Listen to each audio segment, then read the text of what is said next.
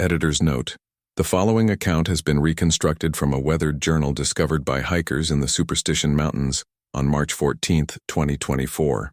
The journal belonged to Marcus Webb, a search and rescue volunteer who disappeared on July 3, 2023, while investigating the vanishing of the Holbrook family. Despite extensive search efforts, neither Marcus nor the Holbrooks were ever found. The journal entries have been transcribed exactly as written, including Marcus's deteriorating handwriting in the final pages. Some entries are water-damaged or incomplete. This is his story. June 28, 2023. The heat in the Superstitions is different than anywhere else I've searched. It's not just temperature, it's presence. The kind of dry, relentless heat that makes you understand why the Apache called these mountains sacred and dangerous in the same breath. I'm Marcus Webb, 42, volunteer SAR coordinator for Pinal County. 15 years doing this work. I've found lost hikers, pulled bodies from canyons, talked down people on ledges. The desert teaches you humility. It teaches you that nature doesn't care about your plans. Yesterday, the Holbrook family, Daniel, Sarah, and their daughter Emma, age 7, failed to return from a day hike on the Peralta Trail. Their car remained at the trailhead, registration visible on the dashboard, water bottles on the seats, everything suggesting they'd planned to come back. They didn't. June 29, 2023. Morning met the official search team at dawn. Sheriff's Department, County SAR, 2 trackers from the Apache Junction Station. Standard grid search protocol. The Peralta Trail is popular, well marked, not particularly dangerous if you follow basic safety rules. The Holbrooks were experienced. Daniel had hiked the Superstitions a dozen times. They carried adequate water, had filed a route plan with the ranger station, everything by the book. We found their last confirmed position at mile marker 2.3, where the trail crosses a seasonal wash. Daniel had posted a photo to social media from that exact spot at 11:47 a.m. on June 27th. The caption, "Almost to Fremont Saddle. Emma's crushing this hike." After that point, nothing. The trail continues upward, switchbacking through saguaro forest toward the saddle viewpoint. We covered every inch. No signs of departure from the main trail. No indication they'd wandered into the maze of side canyons that make the Superstition so dangerous. At 1 p.m., I found something unusual. About 30 yards off trail, down in a rocky drainage, there were marks. Not footprints exactly. The ground was too hard for clear impressions, but something had moved through there recently, disturbing the desert varnish on the rocks, breaking creosote branches in a pattern that suggested passage. Large passage. I called over Miguel Santos, our most experienced tracker. He knelt beside the marks, studying them with the careful attention of someone who'd grown up reading landscape. "Something big came through here," he said, "within the last 48 hours. Bear?" I asked, though I already knew. Black bears were rare this far south, and this was wrong for bear movement. Wrong elevation, wrong season. And look at this. He pointed to a flat stone that had been displaced, showing a partial impression underneath. Whatever made this was heavy. 300 pounds minimum, maybe more. Mountain lion? He shook his head. Lions don't walk like this. This is bipedal movement. See the spacing? The way the weight distributed? I photographed everything, measured the distances between disturbed areas, documented the branch breaks. Most at 6 to 7 feet high, snapped cleanly as if something had pushed through without deviation. Miguel stood, looking up the drainage toward the higher elevations. There are stories about these mountains. Old stories. What kind of stories? My grandfather was Apache. He told me about the Haye, the tall ones. Giants that lived in the high places, avoided humans. Most people think it's legend, but legends usually have roots. You're talking about Bigfoot. I'm talking about something my people knew lived here before we had that word for it. He met my eyes. Whatever made these marks, it was moving with purpose, and it was moving upslope, away from the trail. The same direction the Holbrooks would have been heading, maybe. June 29, 2023, evening. The official search expanded to a 3-mile radius. Helicopter flyover showed nothing. Heat signatures detected wildlife, deer, javelina, coyotes, but no human signals in the areas we couldn't reach on foot. I keep thinking about those marks, the way they led upslope, into terrain that gets progressively more difficult. The Holbrooks were experienced, but they were also a family with a 7-year-old. They wouldn't have voluntarily gone into that country unless they were following something or running from something. The Superstitions have a reputation. Over the years, dozens of people have vanished here. Most are eventually found, dead from heat, falls, dehydration. Some are never found at all. The mountains are full of box canyons, abandoned mine shafts, and cliffs that look passable until you're committed. But this feels different. Tonight, I requested permission to continue the search into the higher elevations tomorrow, following the marks Miguel and I found. The incident commander approved a small team, Miguel, myself, and 2 others. We leave at first light. I should sleep, but I keep thinking about Emma Holbrook. 7 years old, probably terrified. Somewhere in this desert, in this heat, we have to find them. June 30th, 2023, started before dawn to avoid the worst heat.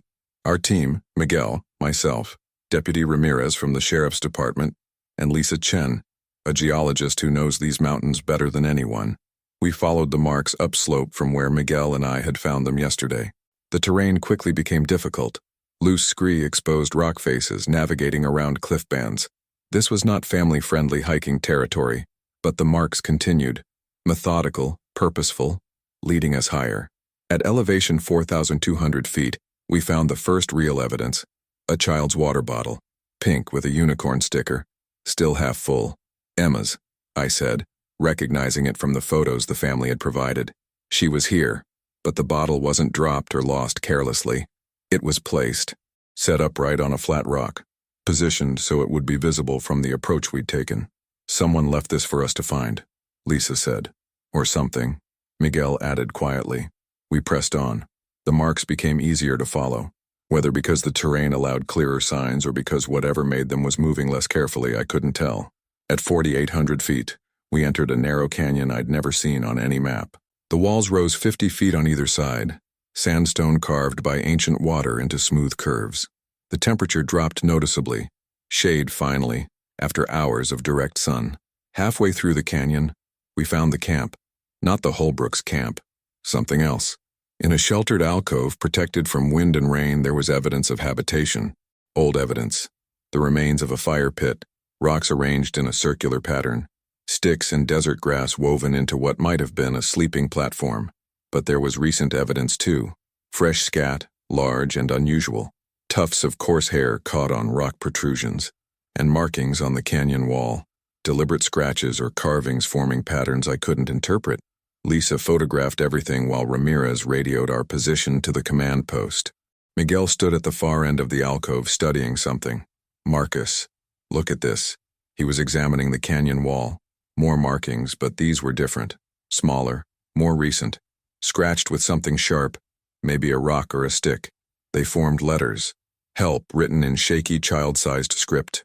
Below it, an arrow pointing deeper into the canyon. Emma, I said. She's leaving us messages. She's smart, Miguel said. And she's alive, or was, recently enough to do this. We followed the arrow. The canyon narrowed further, requiring us to move single file, then widened into a circular chamber open to the sky. Ancient pictographs covered the walls. Spirals, handprints, figures that might have been human, or might have been something else. In the center of the chamber, we found more items from the Holbrooks. Daniel's backpack, empty but intact. Sarah's hat. A trail map with markings I didn't recognize. Routes that didn't follow any established trail. But no sign of the family themselves. They came through here, Ramirez said. But where did they go? Miguel was examining the far wall of the chamber. There. That opening. I'd missed it. A narrow crack in the rock face, barely 3 feet wide, leading into darkness. That's not on any map, Lisa said, consulting her GPS. But the chamber we're in, according to this, we shouldn't be here at all. This whole canyon system isn't in the geodetic database. How is that possible? Ramirez asked. It's not, unless no one's ever surveyed this area properly or, she trailed off, or someone wanted it to stay hidden, Miguel finished. The crack in the wall beckoned. Dark, cool air flowed from it, suggesting depth, suggesting it led somewhere. We stood there, 4 experienced searchers, looking at a passage that logic said we should explore and instinct said we should avoid. We need to report this, Ramirez said. Get more people, proper equipment. That's at least 4 hours round trip, I said. The Holbrooks might not have 4 hours. I was already moving toward the opening. June 30th, 2023, later, time uncertain. The passage led down, not steeply, but steadily into the mountain's interior. We used headlamps, moving carefully over uneven rock. The walls were close enough to touch on both sides, the ceiling low enough that I had to duck occasionally. After perhaps 200 yards, the passage opened into a cavern. Natural light filtered from somewhere above, cracks in the rock ceiling creating shafts of dusty illumination. The cavern was massive, easily 100 feet across, with a ceiling that disappeared into darkness. The temperature was comfortable, almost cool after the brutal heat above, and there were signs of habitation everywhere. Not recent, most of it looked ancient. Stone tools arranged in patterns, more woven grass structures partially collapsed, a sophisticated fire pit system with rocks positioned to reflect heat. On the walls, extensive pictographs showing figures hunting, gathering, living. But some of the pictographs showed something else. Tall figures, noticeably larger than the human-sized ones. The tall figures were depicted alongside the humans, sometimes appearing to help them, sometimes standing separate. The Hayen, Miguel whispered. This is their place. This is where my grandfather said they lived. These pictographs are ancient, Lisa said, examining them with her geologist's eye. Some of these could be 1,000 years old or more. But look, she pointed to a section of wall where the rock was cleaner, newer. These are recent. Last few decades, maybe. The recent pictographs showed the same tall figures, but now they were alone, hiding, watching human figures from a distance. They're documenting, I said, recording history, like we do. Ramirez had moved to the far side of the cavern. Over here, you need to see this. We found them in a smaller chamber off the main cavern. The Holbrook's gear, their remaining water bottles, Sarah's phone, dead, Daniel's watch, arranged neatly, almost respectfully, and a message, scratched in the dust of the cavern floor in the same child's handwriting. Safe, don't worry. Tall friend helping. Tall friend, Ramirez said. She means, something found them, Miguel said. Something brought them here. To shelter, Lisa added. Look at this cavern. It's protected, naturally climate-controlled. If they were injured, dehydrated, this would be the safest place in the mountains. Then where are they now? I asked. A sound answered me, low, resonant, coming from deeper in the cavern system. Not quite a voice, not quite anything I could identify, but it carried intention, seemed to be calling or warning. We stood frozen, listening. The sound came again, closer. Then from the darkness at the far end of the cavern, movement. A figure emerged into the shaft of light. I have to write this carefully because I know how it sounds. I know what I saw, and I know no one will believe it. The figure was approximately 8 feet tall, covered in coarse, reddish-brown hair. The body structure was humanoid but not human. Shoulders too broad, arms too long, proportions that suggested immense strength. The face was flat, with a pronounced brow ridge, a wide nose, and eyes that caught the light with an almost reflective quality. It stood at the edge of the light shaft, watching us. Not threatening, not aggressive, just observing. Haye, Miguel breathed. The being made a sound, that same low, melodic call. Then it raised one arm, slowly, and gestured, a clear motion toward the passage we'd entered through. It was telling us to leave. Where is the family? I called out, my voice echoing in the cavern. The Holbrooks, the woman, the man, the little girl. Where are they? The being tilted its head, as if considering. Then it turned and moved back into the darkness, disappearing in seconds despite its size. We should follow it, I said. Marcus, no. Ramirez grabbed my arm. We report this. We get support, we don't. But I was already moving toward the darkness, toward where the being had gone, toward wherever the Holbrooks had been taken. The last thing I heard was Miguel calling my name. Then the darkness swallowed everything. July 1st, 2023. Morning, I think. I'm writing this by headlamp. I lost the others somewhere in the passages. There's a network of tunnels down here. Natural lava tubes and water-carved chambers connecting in ways that defy mapping. I've been walking for hours, trying to find the main cavern again, trying to find my team, trying to find the Holbrooks. My radio doesn't work this deep. No signal, just static. My phone died an hour ago. I have one spare battery for my headlamp, maybe 6 hours of light, 2 water bottles, some energy bars. Not enough for extended survival, but enough to keep searching. I keep seeing signs of them. The beings. I don't know what else to call them. Footprints in the dust. Clear impressions showing the same proportions as what I saw in the cavern. hair caught on rock protrusions, and more pictographs everywhere telling a story I'm beginning to understand. They've lived here for a long time, longer than humans have been in these mountains maybe. This cavern system is their refuge, their home. They've survived by staying hidden, by avoiding the surface world that's become increasingly dangerous for them. But they're not violent. The pictographs show cooperation, coexistence.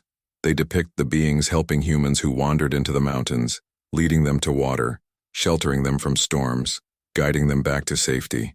That's what happened to the Holbrooks. They got lost, dehydrated, maybe injured, and something found them, helped them, brought them here where it was cool and safe. July 1st, 2023. Later I found another chamber. This one has water, a spring flowing from the rock forming a small pool. The water is cold, clear, safe to drink. I refilled my bottles.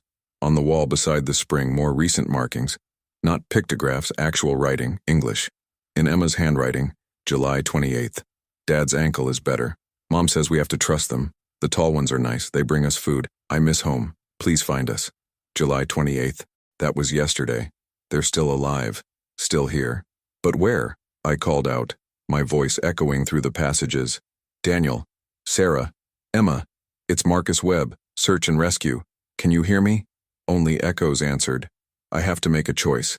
My team will have reported me missing by now. They'll send search parties, but they won't know about these caverns. They won't know to look below ground. I could try to find my way back, lead them here, mount a proper rescue, but that would take time. And I'm close. I can feel it. The question is, am I rescuing the Holbrooks, or am I intruding on something I don't understand? Emma's message said they have to trust them, not we're prisoners, or help us escape. Trust. What if the beings are protecting them? What if bringing in a full search operation, dozens of people invading these caverns, would be the most dangerous thing I could do? July 1st, 2023. Evening. My headlamp is dimming. I'm switching to the spare battery now. I've gone deeper into the system, following what I think might be the main passage. The walls here are different, carved, deliberately shaped. This isn't just natural cave formation. This is architecture. I found a large chamber with what can only be described as living quarters. Alcoves cut into the walls, each containing woven grass beds, stone tools, carefully arranged belongings. This is a home, a settlement, and in the central area, more recent items. A child's drawing done in charcoal on a flat rock. It shows stick figures, 3 small ones, the Holbrooks, and 2 large ones, the beings. They're holding hands. Emma drew herself holding hands with something that shouldn't exist. I don't think they're prisoners. I think they're guests, which means I might be the intruder here. July 2nd, 2023. Unknown. Time I lost track of day and night. There's no natural light this deep, only the beam of my headlamp cutting through absolute darkness. I found them. Not the Holbrooks. Not yet. But I found where the beings gather. A massive central cavern, cathedral-like in scale, with hundreds of pictographs covering every available surface. Some ancient, some recent, all telling the story of a people trying to survive, and they were there, at least a dozen of them, maybe more in the shadows I couldn't see into.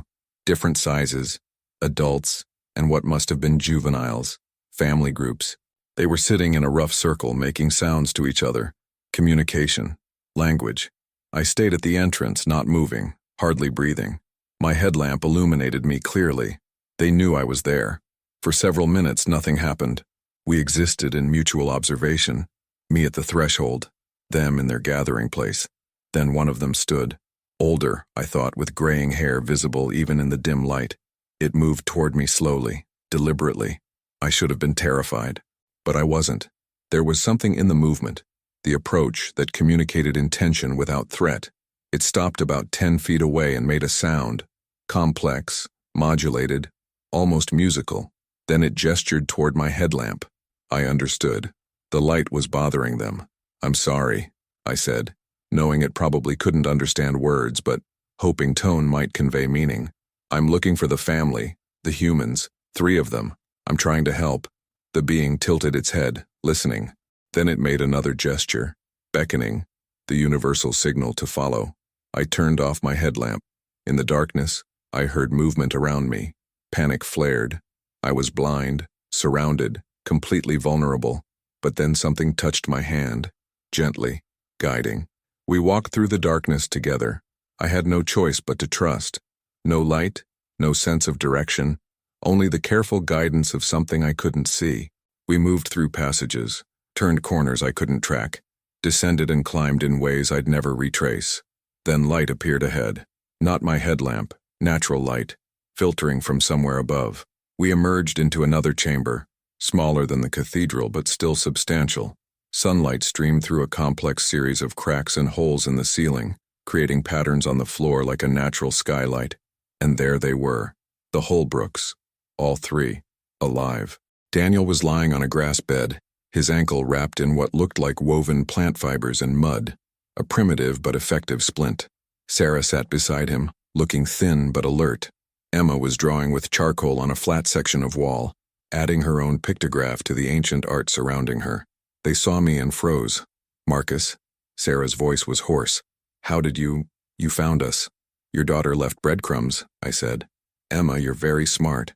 Emma ran to her mother, suddenly shy. Sarah held her close. "We've been trying to get out," Daniel said. "But my ankle, I can barely walk. And the passages, they're a maze. We kept ending up back here. They've been taking care of us," Sarah added. The tall ones. They bring us food. Prickly pear fruit, yucca flowers, things they know are safe. Water. They set my husband's ankle.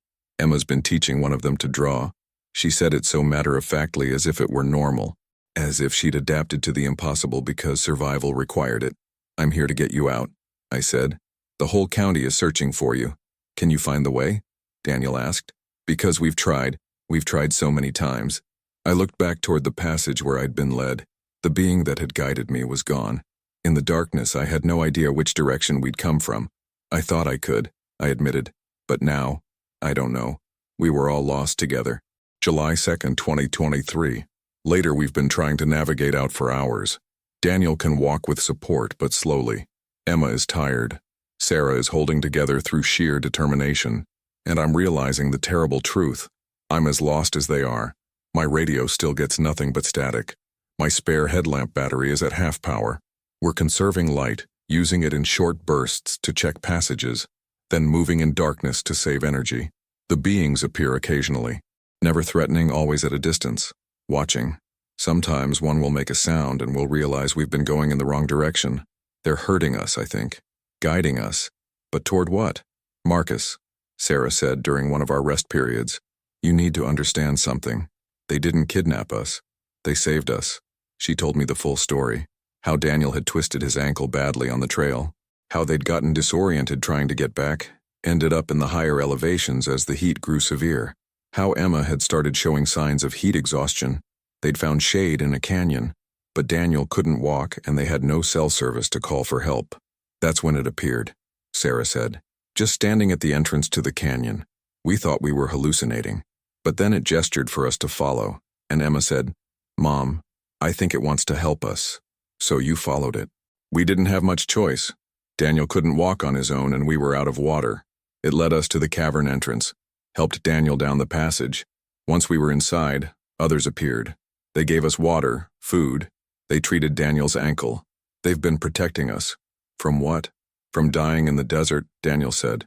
"Marcus, we would have died out there. Heat exposure, dehydration, my ankle getting infected. We would have become another statistic. Instead, something impossible saved us." Emma had been quiet, but now she spoke up. "They're sad," she said. "The tall ones. They're sad because they have to hide all the time. Because people would hurt them if they knew they were real." "What makes you think that?" I asked. The grandmother told me. Not with words, but she showed me pictures. Emma pointed at the pictographs. People with guns, fires, the tall ones running away. They're scared of us. July 3rd, 2023. Unknown time. My headlamp died an hour ago. We're moving in complete darkness now, holding hands in a chain, me leading, then Emma, then Sarah supporting Daniel. We've given up on finding our own way out. We're following sounds, subtle air currents, hoping for luck or guidance. We heard them earlier, somewhere in the darkness. Several of them, moving parallel to us, sometimes making soft sounds that might be communication. Are they leading us out or deeper in? I keep thinking about what Emma said. They're scared of us, and I realize, when I don't report back, When the search teams find evidence of the caverns, what happens? Full-scale operation. Dozens of people. Eventually, discovery. The being's refuge becomes known, studied, exploited. By trying to rescue the Holbrooks, I might be dooming the only thing that could have saved them. Marcus, stop, Sarah whispered. Do you feel that? A breeze. Warm air moving across my face. Air from somewhere flowing toward somewhere else. Fresh air, Daniel said. There's an opening. We followed the breeze. Moving faster now, desperate. The air grew stronger, warmer, and then light. Actual daylight, dim but real, filtering through what looked like a narrow crack in the rock ahead. We made it, Emma said. We're getting out. But as I approached the opening, I saw something that made me stop. On the wall beside the crack, freshly carved, were symbols. The same style as the ancient pictographs, but clearly new. They showed figures, humans, going through an opening. And on the other side, waiting, were other human figures with weapons. It was a warning, or a prediction. July 3rd, 2023. Day, finally. The opening led to a small canyon I didn't recognize.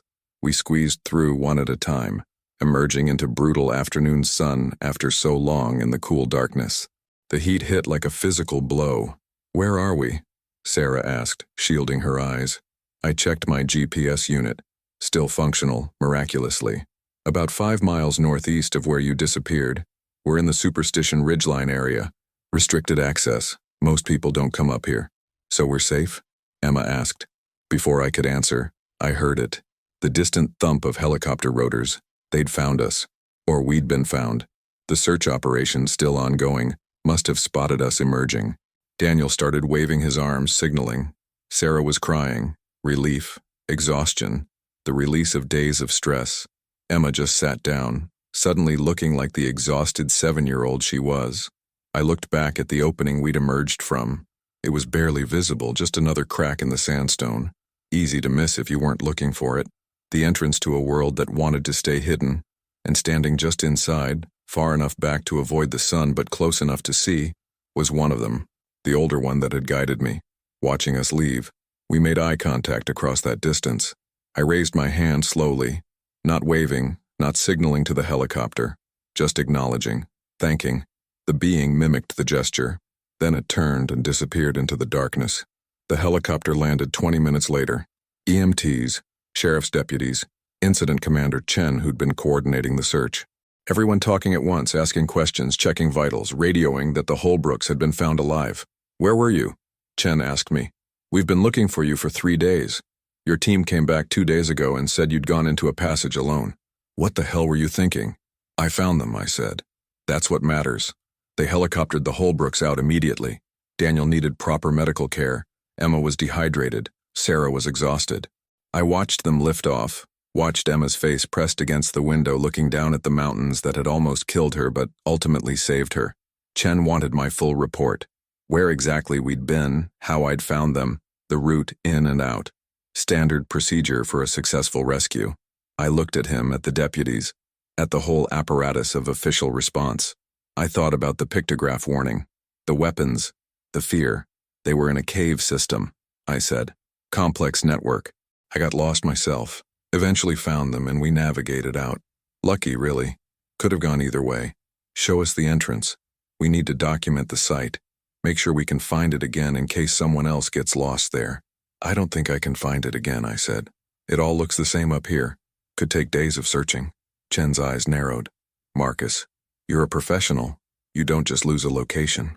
This is the superstitions. I absolutely can lose a location. That's why people disappear here. He didn't believe me, I could see it. But he also couldn't prove otherwise. They brought me down in the second helicopter. Debriefing, medical check, paperwork. I told the same story consistently. Found them in caves, navigated out, couldn't pinpoint the exact location due to the complexity of the terrain. The Holbrooks corroborated. When asked what happened, they said they got lost, found shelter in caves, waited for rescue. Daniel's ankle injury explained why they couldn't self-rescue sooner. No one mentioned the beings. We'd all made the same choice, silently, without discussion.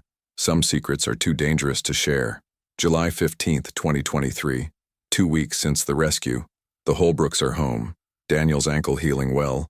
Emma's back to being a normal 7-year-old, though Sarah says she draws tall figures constantly now. They've told the media they survived through luck and shelter, credit their rescue to SAR expertise. I submitted my report, gave interviews, accepted congratulations. Everyone said it was remarkable that we found them alive after so many days. No one asks the right questions.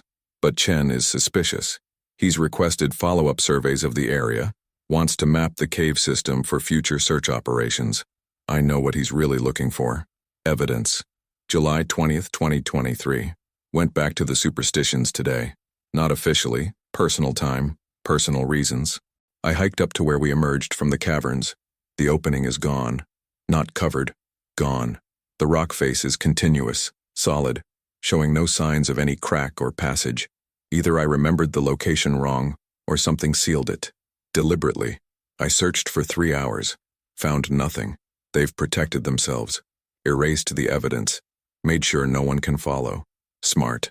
August 3rd, 2023. Chen's survey team found nothing.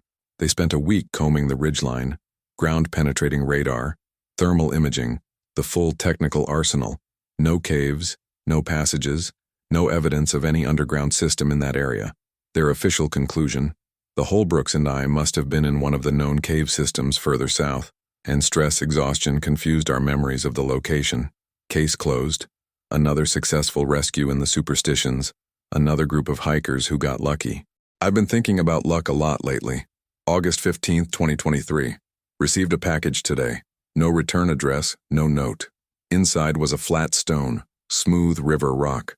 On one side, someone had carved a simple pictograph, a human figure and a tall figure standing side by side. Emma's drawing, translated to stone. I don't know how they delivered it. Don't know how they even knew where I lived. But I understand the message. Thank you, and goodbye. September 10th, 2023. Final entry. I'm leaving SAR work. Too many questions I can't answer. Too much pressure to reveal things I've chosen to keep hidden. Chen doesn't trust me anymore, and he's right not to. I've compromised my professional integrity, but I've honored something more important. The Holbrooks survived because something impossible chose to help them. Something that lives in the spaces between our maps, in the places we haven't surveyed, in the mountains we think we've conquered, but have barely begun to understand. We owe them secrecy. We owe them the chance to continue existing outside our knowledge, our science, our endless need to document and categorize and ultimately destroy. Some mysteries should stay mysterious. Some spaces should remain unmapped. Some beings deserve to live undiscovered. I don't know if I'll ever go back to the superstitions. Part of me wants to find that passage again, to see if they're still there, but the better part of me knows that's exactly what I shouldn't do. They saved 4 lives. 3 Holbrooks and 1 rescue worker who got in over his head. The least we can do is leave them alone. This is the final entry in Marcus Webb's journal. A note added by the editor. Marcus Webb disappeared on July 3rd, 2024, exactly 1 year after the Holbrook rescue. He was last seen hiking alone in the Superstition Mountains.